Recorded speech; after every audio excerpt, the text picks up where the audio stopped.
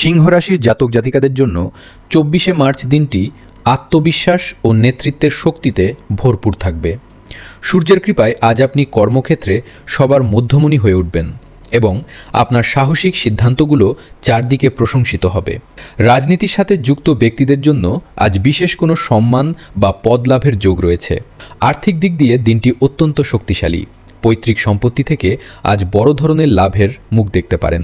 পারিবারিক জীবনে মান সম্মান বৃদ্ধি পাবে এবং সন্তানদের কোনো বড় সাফল্যে আপনি আনন্দিত হবেন। প্রেমের জীবনে রোম্যান্টিকতা বজায় থাকবে এবং সঙ্গীর সাথে দীর্ঘ ভ্রমণে যাওয়ার পরিকল্পনা করতে পারেন।